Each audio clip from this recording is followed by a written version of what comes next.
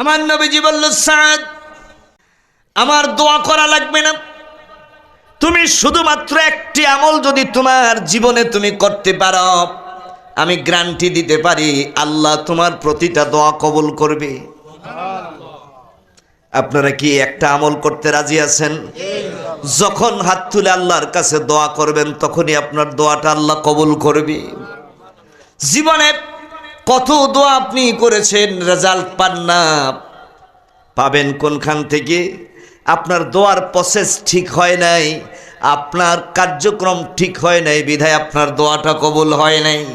আমার ভাইয়েরা, অনেক কষ্ট করে আমরা ইবাদত করি আল্লাহ, কিন্তু আমাদের ইবাদতগুলো অনেক সময় আল্লাহর দরবারে কবুল হয় না। ঠিক কিনা বলেন? একটি মানুষ এই শীতের সকালে, শীতের দিনে ঘুম থেকে উঠে ফজরের নামাজের ওযু করে ঠান্ডার মধ্যে মসজিদে যায়া আল্লাহরে সিজদা করে, কিন্তু সেই ব্যক্তিটা রেজাল্ট পায় না, তার ইবাদত আল্লাহর দরবারে কবুল হয় না। এর কারণ হচ্ছে আমাদের মেইন একটা জিনিসের মধ্যে আমাদের ভেজাল আছে, অসুবিধা থাকার কারণে ইবাদত কবুল হয় না। ইবাদত কবুল হওয়ার জন্য এক নাম্বার শর্ত হলো, আমার যে খাদ্যটা আমরা খাই, আপনি যেই খাদ্যটা খান সেই খাদ্যটা পিওর হতে হবে, হালাল হতে হবে। সুবহানাল্লাহ। বিশ্বনবী বলেছেন, কেউ যদি এক লুকমা খাদ্য হারাম খায়, 40 দিন পর্যন্ত তার কোনো ইবাদত আল্লাহর দরবারে কবুল হবে না। কয়দিন? 40 দিন তার ইবাদত কবুল হবে না, এক লুকমা খাদ্য যদি হারাম খায়। আজকে আমাদের মাঝে হারাম খাওয়ার প্রবণতা বেড়ে গেছে, বুঝেন নাই কথা? নবী পাক সাল্লাল্লাহু আলাইহি ওয়াসাল্লামের দরবারে একজন সাহাবী যায় বলল, হুজুর, যার নাম সাদ, হুজুর আমার জন্য একটু দোয়া করেন। নবীজি বলল, তোমার জন্য কি দোয়া করব? কারণ সাহাবীরা জানতো নবীজি হচ্ছে এমন যিনি হাত তুলে আল্লাহর কাছে দোয়া করলে সাথে সাথে আল্লাহ দোয়া কবুল করে। বললেন, হুজুর আমার জন্য একটু দোয়া করেন। বলল, কি দোয়া করব তোমার জন্য? সাহাবী হযরতে সাদ রাদিয়াল্লাহু তাআলা আনহু বললেন, আমার জন্য দোয়া করেন, আল্লাহ যেন আপনি যেমন হাত তুলে দোয়া করলে আল্লাহ কবুল করে, আমাকেও যেন আল্লাহ আপনার মতো মুস্তাজাবুদ দাওয়াত বানায়, আমি হাত তুললে যেন আল্লাহ আমারটাও কবুল করে।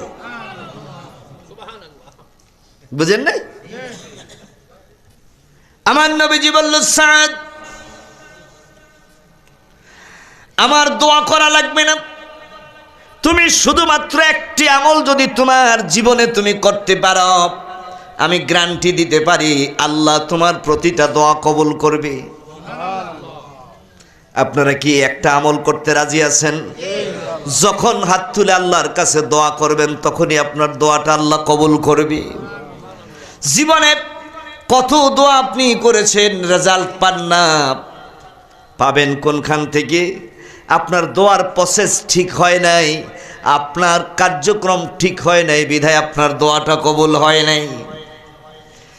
আমার নবীজি বলল, সাদ, তুমি শুধুমাত্র হারামকে বর্জন করো, হালাল খাদ্য গ্রহণ করো, দেখবা আল্লাহ রাব্বুল আলামিন তুমি যতটা দোয়া করো প্রতিটা দোয়া আল্লাহ কবুল করে দিয়েছে। সুবহানাল্লাহ। শুধু হালাল খাওয়ার দোয়া করো, সব দোয়া কবুল। আমার ভাইয়েরা, হারাম বুঝতে হবে। হারামের মধ্যে অন্যতম সুদ, ঘুষ, জুয়া, চুরি ডাকাতি, জোর জবরদখল, মিথ্যা শপথ, মিথ্যা সাক্ষী, বিশ্বাসঘাতকতা, এগুলার মাধ্যমে যত সম্পদ অর্জন করা হয় ওগুলা কি? জোরে বলেন। আমাদের দেশে এরকম এই বিষয়গুলো আছে কিনা? জোর জুলুমের মাধ্যমে সম্পদ অর্জন করা আছে কিনা? সুদ আছে কিনা? ঘুষ আছে কিনা? আহা, সুদ, ঘুষ, এই যে কত রকমে চলে। হ্যাঁ, এখন যারা এই হারামের মাধ্যমে সম্পদ অর্জন করে তাদেরকে কি বলে? হারাম খোর। যারা হারাম সম্পদ খায় তাদেরকে কি বলে? হারামখোর। আচ্ছা, এই হারাম দ্বারা যেই সম্পদ উপার্জন করা হয়, এই খাদ্য কিন্তু যিনি হারাম উপার্জন করেন আল্লাহ তাকেও খাইতে দেয় না, ঠিক কিনা? হ্যাঁ, দেখবেন কোটি কোটি টাকার মালিক খাইতে পারে না, ডায়াবেটিস, খাইতে পারে না।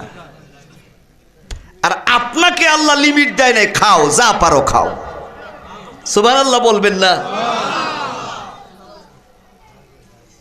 আমি ঢাকা মিরপুর একবার প্রোগ্রামে গেলাম, যাওয়ার পরে ভাত খাইতে বসছি। আমার একজন ডাক দিয়ে বলল, হুজুর এই যে একটা বিল্ডিং দেখেন 8 তলা, জিগজাগ বাতি দিয়া সাজানো। তা আমি বললাম, আরেকজনের বিল্ডিং আমার দেখে লাভ কি? আমি ওয়াজ করতে আসছি, 1 ঘন্টা থাকবো, 2 ঘন্টা থাকবো, কি বলেন? বিল্ডিং চাই কোনো লাভ আছে? এই 8 তলা বিল্ডিং দিয়ে আমার হবে কি? হুজুর এই কথাটা বলার উদ্দেশ্য আছে। বলে কি উদ্দেশ্য আছে? এই বিল্ডিংয়ের মালিক শত শত কোটি টাকার মালিক। আচ্ছা, কিন্তু এই লোকটারে আল্লাহ এমন একটা রোগ দিছে, এই লোকটারে ডাক্তার বলছে আপনি পেট পুরাইয়া ভাত খেতে পারবেন না, আপনি 3 আঙ্গুল দিয়া চিমটি দিয়া যে কটা চাউল উঠে, এই কয়টা চাউল চুলার মধ্যে দিয়া আপনি এটাকে পাকাইয়া খেতে পারবেন, এছাড়া আপনি আর বেশি খেতে পারবেন না। আমার কথা কি বুঝেন? যে 3 আঙ্গুল দিয়া চাউল উঠাইলে আধা কেজি উঠবে, 1 পোয়া উঠবে, 1 ছটাক উঠবে, সর্বোচ্চ 30 থেকে 40টা চাউল উঠবে। এই 30-40টা চাউলের ভাত খেতে পারবেন। অথচ কত কোটি টাকার মালিক, শত শত কোটি টাকার মালিক। আমার ভাইয়েরা, এই লোকটা দৈনিক একটা খাসি জবাই করে যদি ফ্যামিলি নিয়ে খায়, তাকে বাধা দেওয়ার মতো কেউ নাই, তার টাকাও শেষ হবার মতো নয়, কিন্তু খেতে পারে না। আপনি একজন কৃষক, আপনি একজন শ্রমিক, আপনি একজন রিক্সা চালক, আপনি একজন কুলি দিনমজুর সাধারণ মানুষ, কিন্তু আল্লাহ আপনারে হারাম খাদ্য খান না। এই জন্য আপনার মেশিনটাকে আল্লাহ এত ভালো রাখছে, আপনি সকালবেলা উঠে কাঁচামরিচ আর পান্তা ভাত সাথে একটা পেঁয়াজ দিয়া 2 প্লেট ভাত খেয়ে ফেলতে পারেন। আপনার জন্য আপেলের কোনো লিমিটেশন নাই। ওকে বলে আপেল অর্ধেকের বেশি খাইলে আপনি মারা যাবেন, আর আপনারে আল্লাহ খাওয়ার তৌফিক দিছে, খাও তুমি যেহেতু হালাল খাও, তোমার জন্য লিমিটেশন নাই, খাও আর আমার জন্য পড়ো আলহামদুলিল্লাহ। তুমি যা খাইবা তোমার সব বৈধ হয়ে যাবে, শুধু পড়ো আলহামদুলিল্লাহ। এই হারাম কার জন্য তৈরি করছি আমরা? সুদ দিয়ে শত শত কোটি টাকা সুদের দিয়া বানায়া কি লাভ? 3 দিন পরে মারা যাবো, আর এই সম্পদ নিয়ে সন্তান কিলাকিলি করবে। কথা বলেন ঠিক কিনা? ঘুষের টাকা দিয়া পাহাড় বানাইয়া কি লাভ? 3 দিন পরে মরে যাব, 2 দিন পরে মরে যাব, এই টাকা নিয়ে ছেলেমেয়েরা ঝগড়া করবে, আর কবরের মধ্যে যত গুতানি খাবো আমি। কথা বলেন ঠিক কিনা? কবরের মাইর আমার, আর সম্পদ হয়ে গেল বাচ্চাদের। এই এদের জবাব দিতে হবে না, জবাব দিতে হবে আমার। আজকে যারা সুদের দ্বারা, ঘুষের দ্বারা, জুলুমের দ্বারা শত শত কোটি টাকার মালিক হয়েছ, একটু নিরালা ভাবো কার জন্য করছো, তোমার ভবিষ্যৎ কি?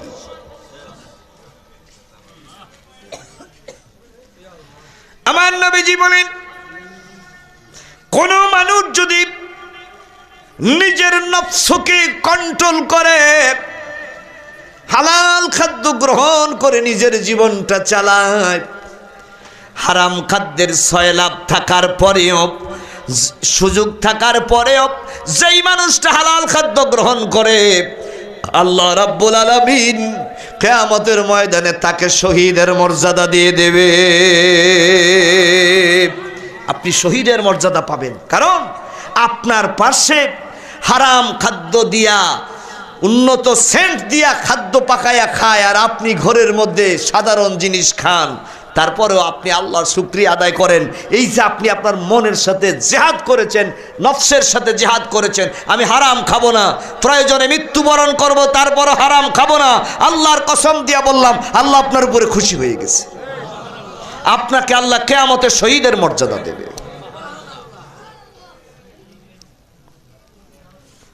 আমার ভাইরা, আজকে আমরা কঠিন সমস্যায় আছি। গোটা সমাজ সুদের সয়লাবে চলছে। আপনারা কি রাগ করেন? এই সমস্ত ওয়াজ করলে তো অনেকে রাগ করে, আর মসজিদের ইমাম সাহেব তো কইতেই পারে না, আজকে কইলে কাল চাকরি শেষ। আমার সমস্যা নাই, আপনারা আগামী বছর দাওয়াত দিবেন না, অসুবিধা নাই, রিজিকের মালিককে। সঠিক কথা তো বলতে হবে। কেউ হয়তো রাগ করবে না, আপনার রাগ করার কিছু নাই। আপনি ভুল করেছেন অতীতে, আজকে শুধু এই রাতটুকুন ভেবে তওবা করেন, কালকে আপনি ফ্রেশ, কালকে আপনি ঠিক।